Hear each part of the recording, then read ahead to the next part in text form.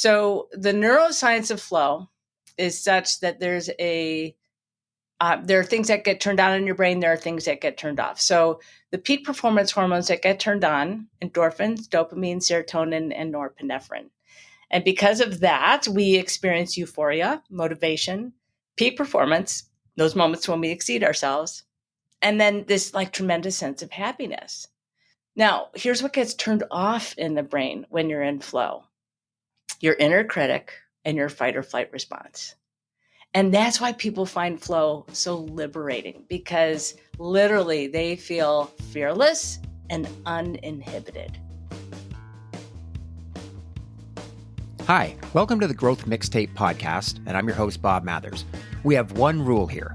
We're going to chase our curiosity way outside our comfort zones. The more uncomfortable and awkward, the better. We're going to talk to people you've never heard of doing jobs you didn't know existed.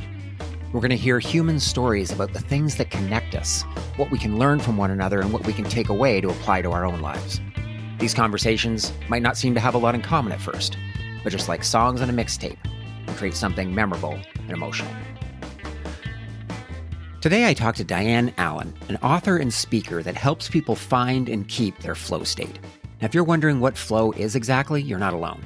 In fact, Diane didn't know it was a thing either until one day she lost it.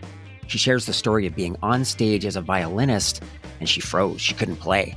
It was that humiliation that sent her on a quest to understand what had happened. Now, if you're like me, you probably didn't know there was a word for the flow state. I heard it for the first time maybe a year ago. But I know you've felt it, those moments where time seems to stand still, your creative juices are flowing, and you're getting more done in 20 minutes than you have in a week. And to me, it always seemed like magic. I never knew when or how it would strike. But it turns out you can control it and conjure it whenever you want. Diane takes us through the science of the flow state and a 3-step process for managing it. I love this idea, and I'm obsessed with figuring it out. Just imagine what more we could do. Please enjoy Diane Allen. Welcome, Diane Allen, to the show. I can't tell you how much I've been looking forward to this. Thank you so much. I've been really looking forward to it as well. Yeah, as I've been reflecting and preparing for this, honestly, I don't know if there's been a conversation recently that I've been looking forward to as much as this one. And I'll tell you why.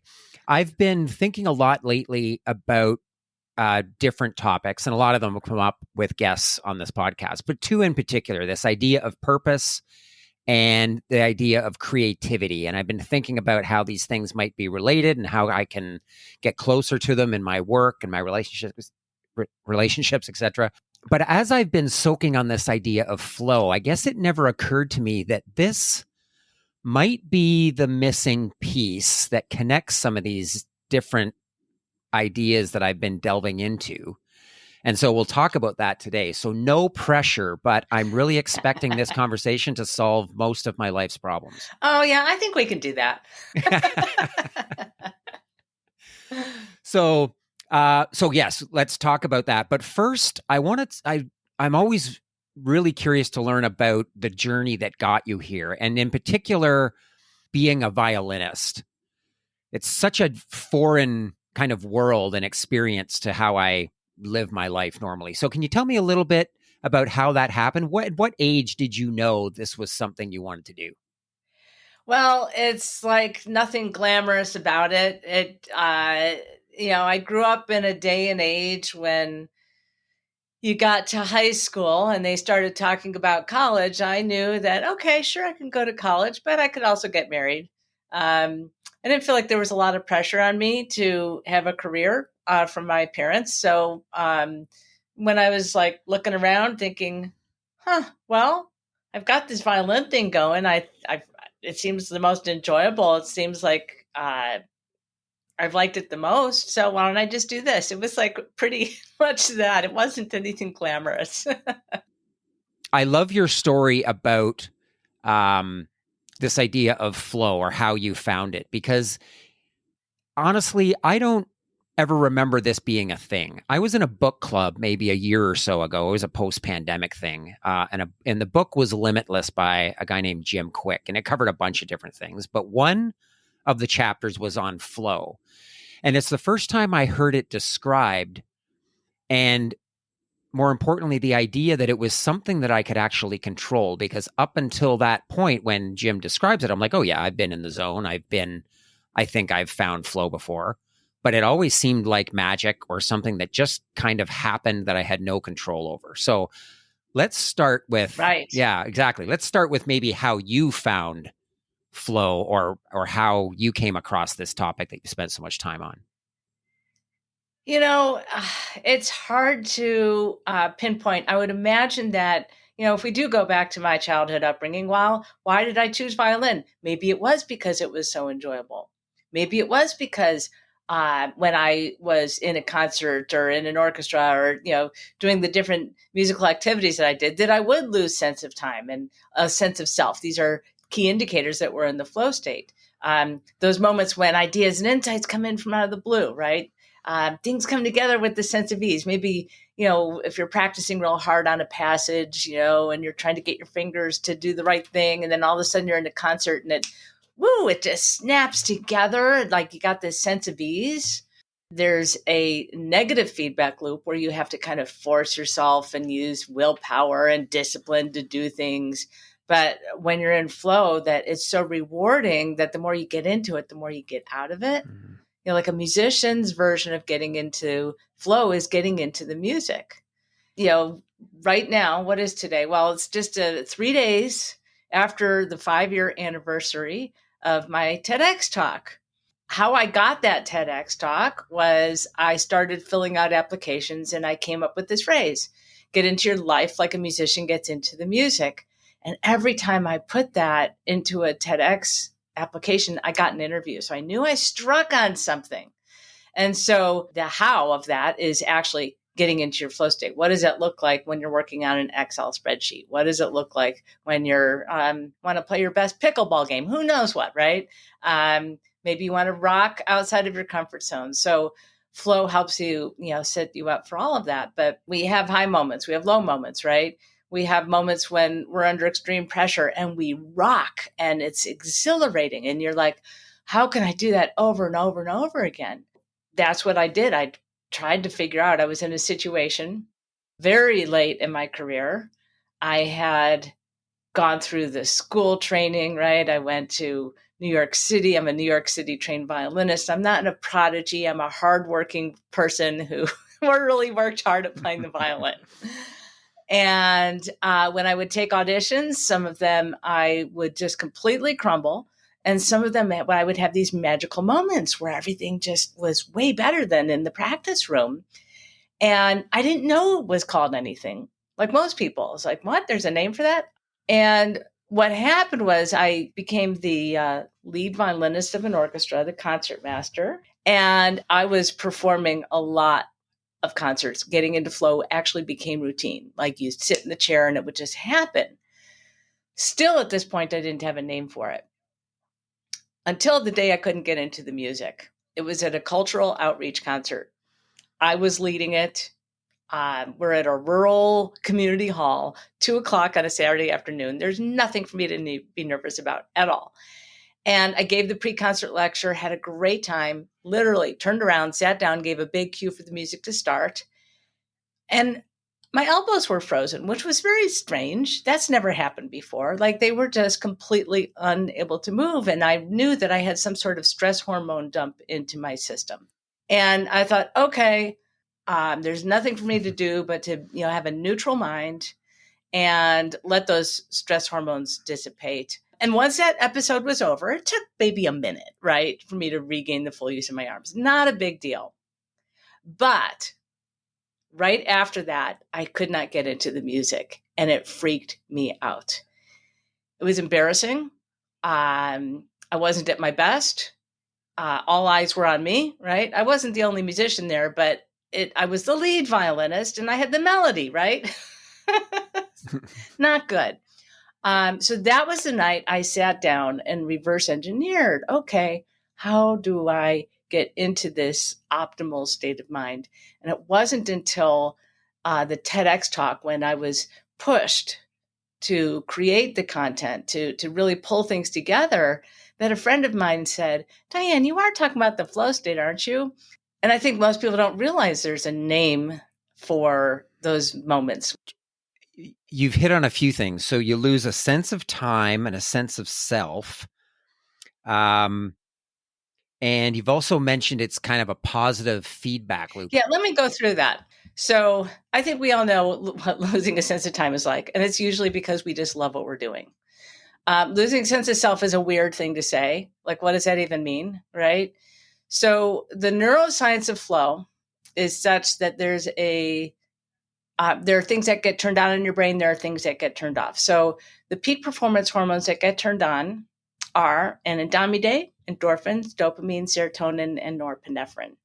And because of that, we experience euphoria, motivation, peak performance, those moments when we exceed ourselves, and then this like tremendous sense of happiness. Now, here's what gets turned off in the brain when you're in flow: your inner critic and your fight or flight response. And that's why people find flow so liberating, because literally they feel fearless and uninhibited. When you have that inner critic turned off, all kinds of things come in. A lot of people experience flow out in nature when ideas just come in. A shower moment, right? We've all had shower moments where ideas come in, and then if you don't stop and drop and write them, they disappear. That theoretically is not flow state. It feels like flow state, but for some reason, showers also turn off the prefrontal cortex. So our inner critic is turned off when we're in showers and ideas have a moment to come in. So it's just a way for you to realize, okay, that's like flow-like. How many times, Bob, have you gotten more done in 30 minutes than you had in the last 3 days? Right? Yeah. Every time I say that, the whole room like chuckles, because we've all experienced that. And it's like, what is that? How did that happen? Right? How can you make that happen? Right? So the more you get into it, the more you get out of it. The more you get out of it, more you get into it. You get into this positive feedback loop. But the second part about the positive feedback loop is the impact on the mental health. So Adam Grant, he's an organizational psychologist who, during the pandemic, he wrote an article in the New York Times and he gave a TED Talk on this very topic. And he talked about the mental health spectrum and how halfway between depression and flourishing, there's this midway point where you're fine, but you're not fine. You're focused, but you can't get motivated. You're just kind of blah. And the word for that is languishing. And so according to Adam Grant, the antidote to go from languishing to flourishing is to get into your flow state.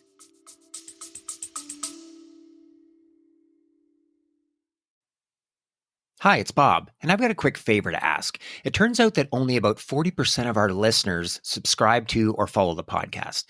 It turns out that's actually kind of a big deal. The more subscribers and followers we have, the more the platforms promote us, the bigger our audience gets, and the more impressive our guests get. So if you haven't done that already, please do that. And by the way, if you want to give us a rating, share the podcast, or even drop a comment, every little bit helps. I appreciate your support. Now back to the show.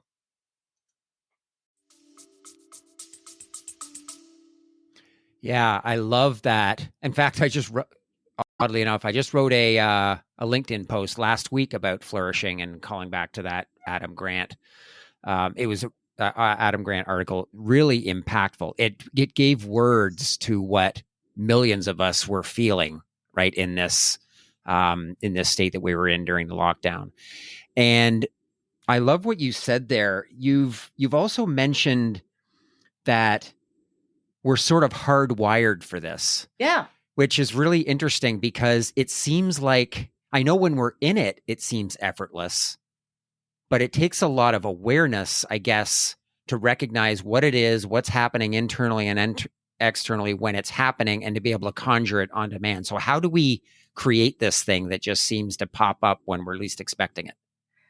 Yeah. Now we're going to get to the juice of it all. Let's go back to that night when I was humiliated after that concert, right? I'm sitting on the couch, like really like, okay, how do I do this? And it ended up with 3 questions. Now the questions seem simple. The 3 questions are where, what, and why. And so flow falls under the umbrella of positive psychology. Positive psychology is all about taking a look at what's working well reverse engineering that so you can create more of that goodness in your life. So Martin Seligman, he's the first psychologist to coin the term flow. And he described this moment when, people were so immersed in what they were doing, so deep focus, immersion, right? And being in their signature strengths.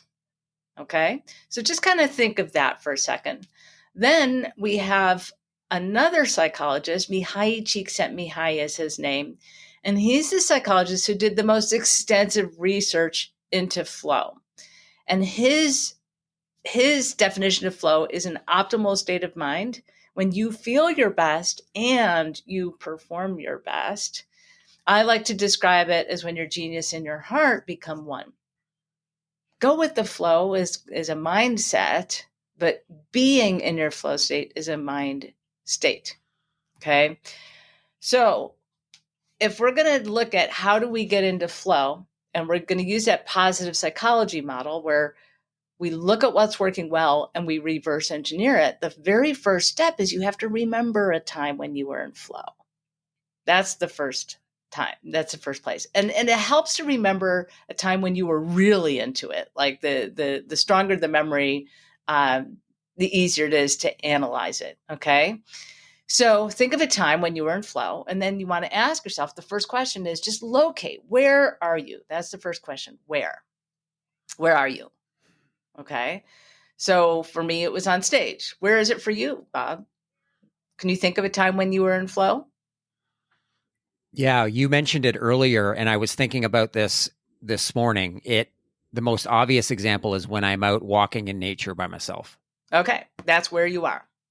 Now, second question, super easy. It's what are you doing? Okay, I'm on stage. That means I'm either speaking to an audience or performing violin, right? You're on out in nature. What you're doing is walking. Okay, so on the outside, what you're doing is walking. But what are you doing on the inside? So the second question of what are you doing has two parts. What are you doing on the outside? What are you doing on the inside? So for example, I'm on stage. What I'm doing is playing the violin. What I'm doing on the inside, this is what I figured out that night when I was sitting on the couch. I was like, okay, what is it? And I realized it feels like, my friends would say, well, we're creating the music, which I totally get that. You're not going to hear the music until it's played.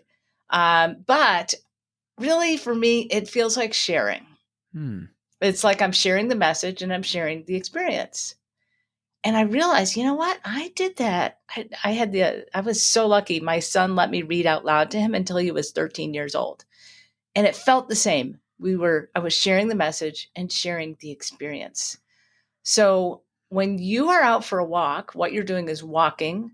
That's what you're doing on the outside. What are you doing on the inside? Sometimes I'm not really doing much of anything, but oftentimes I'll have, for example, this morning, I'm like, okay, I'm going to kind of reflect on this podcast with Diane. I've done a bunch of research and I've got questions, etc. But I just really want to go put myself in this space. So I would describe it as putting an intention out there. I don't hold on to it too tightly. I don't sit there and go, okay, I'm going to go on this hour and a half walk and I'm going to think about Diane and what this podcast is. I just sort of loosely put it out there. And then I try to pay attention to the birds and listen, look at the trees. And that's usually how it gets started. But I think it's largely because I'm not trying too hard. There's something there about that. Yeah. Okay. And then why? Last question is why. And we've heard this question a zillion times. Let me go back to mine. So where I am is on stage. What I'm doing on the outside is playing the violin. What I'm doing on the inside is I am sharing. Now we get to the last question. Why is it so meaningful to share?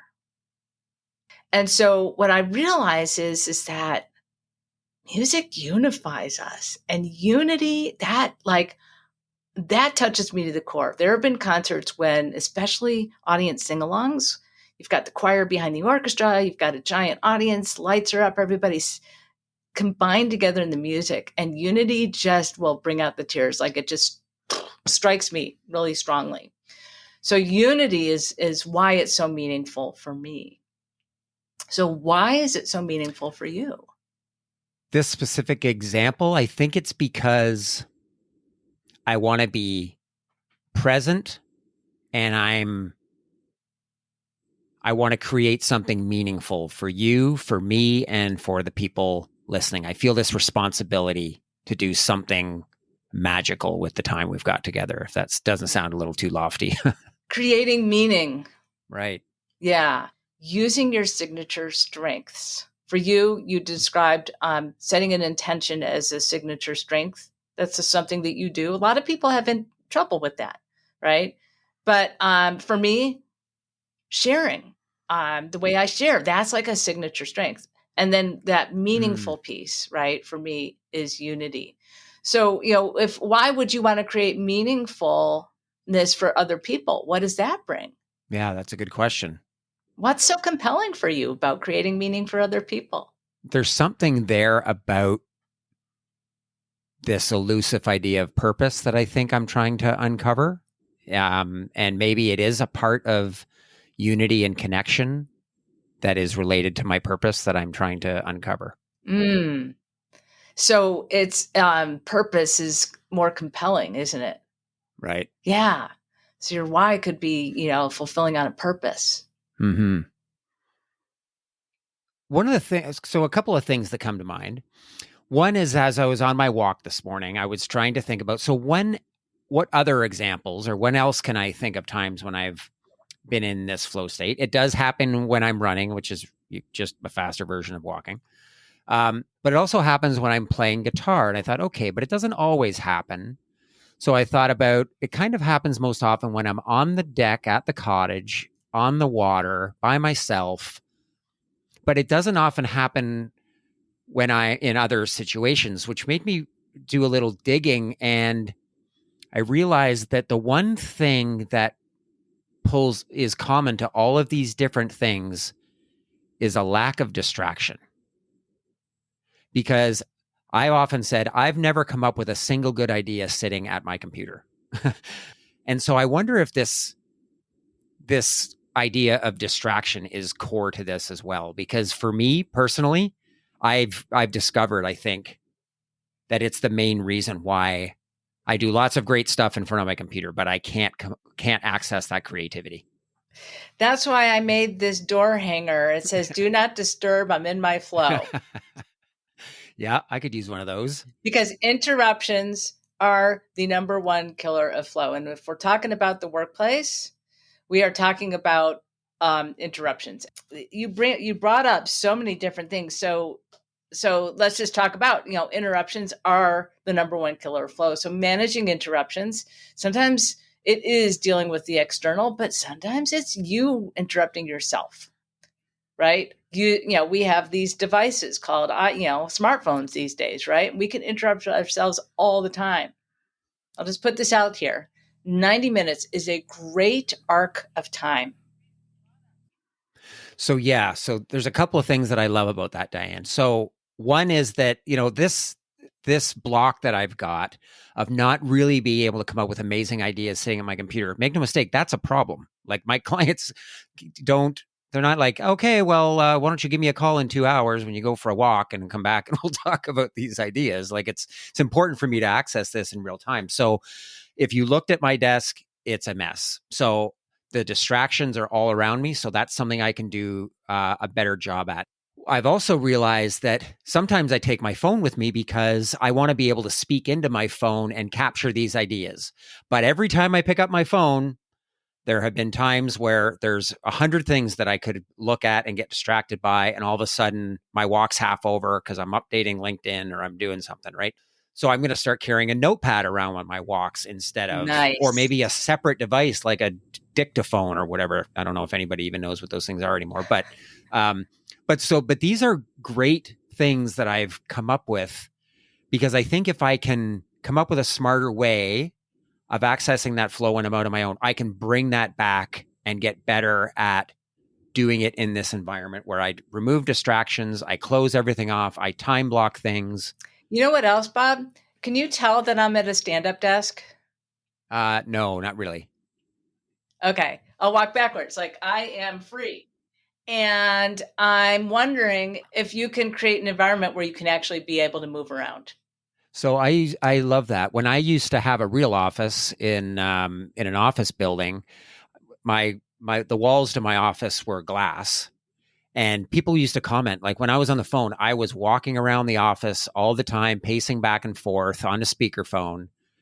And I've completely lost that ability as I sit my ass in this chair for 9 hours a day. So that's an awesome idea. I hadn't thought of that. Or I could just I could also get a better Bluetooth headset and maybe walk around. But damn, that's a great idea too. Yeah. You need to get off your bum. Yes, I do. So we've talked about flow and how to access it. How does it, in your words, kind of help unlock your genius and love what you do? Yeah. So the love part is just being in purpose, right? Mm. And I think that if you're self-employed, reconnecting with your own purpose is really, really important. If you're working for an organization, of course, they're going to have their own mission statement and values. And yes, remind yourself of those. But where are you in that? Like, what is your personal thing that you bring, the personal purpose that you bring? There's something about defining it. I know Brene Brown talks about this. When you can define things, they become more real. And I like to say, like, when you can define it, then you own it. You can conjure it up. You can remember, and it comes in, and it usually you feel it in your heart space because there are 40,000 neurons in your heart. Mm. And when you're in a sense of purpose, that energy gets exuded. According to the Heart Math Institute, the electromagnetic field of the heart reaches out 60% greater than the brain. So it literally reaches out 3 feet around you, and everybody around you senses your energy.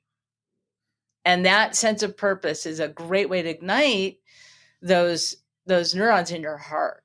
And then when people feel that around you, like it's literally the energy of enthusiasm. And enthusiasm's contagious. So that's why I like to call that, flow is being in your flow in front of other people, like, leading yourself first to get into your purpose and your why and your signature strength, right? That thing that makes you tick, that secret sauce that you have, right? When you lead yourself to be in that space, it inspires other people. And that's why I like to say that flow is the energy of influence. Yeah, the energy of influence. I think we've all been in rooms with people where that's that indescribable quality of wanting to follow them and some sort of magnetism that it just seems you don't see it in the other 20 people in the room. There's like, man, there's something about her or him that you want to follow. Yes. The other thing that I like that occurs to me as I was hearing you talking, Diane, is that, when we're in that sense of flow, I wonder if it's almost kind of, you mentioned it before, we're hardwired for this, but maybe it's, if we can pay attention to it, it's sort of some sort of part of our subconscious mind that's trying to point us in the right direction. Like, pay attention to this feeling and what you're doing right now, because this is the way you were meant to live. And it seems oddly, I don't know, dysfunctional that we have to work so hard to find it. It feels like this is the way we should be living, but we've got distractions and all these other things that have sort of made it difficult. And so we have to be intentional about it. But you also mentioned making it routine. So if we can get better at it, maybe it starts to happen without us having to work so hard. There's a stigma about it. Work is supposed to be hard. You're supposed to sacrifice, right? When you're working in flow, it is joyful and you're doing your best work. It's why, Olympians at the competitions do their best. They go beyond, right? You'll see a lot of people exceed their potential. Why not you? Right? Why not? Yeah. The one you also mentioned something else, Diane, I wanted to come back to this. So when I described when I find myself in flow, I am always alone. And you've also talked about how to create this sense of flow in collaboration, in teams, when working with others. So you can talk a little bit about how that works, because that part of it feels pretty foreign to me. Right. So, we have to backtrack for a second. We talked about, okay, figuring out your own unique way of getting into flow. Okay, now you got a strategy for how you get into flow. If we talk about that 90-minute block, you're going to sit down and you're going to get organized before you start your 90 minutes. And the first thing you're going to do is remember what your flow strategy is. Leadership always starts with self-leadership. You have to lead yourself to get into your flow state first. And then you have, like I said, I'm going to hold up the picture of the orchestra with me. If you imagine there's a 3-foot circle around me, all of the people in my 3-foot circle, they're going to start to feel the we call it passion when we're getting into the music, right? But, they're going to feel that energy that I'm exuding.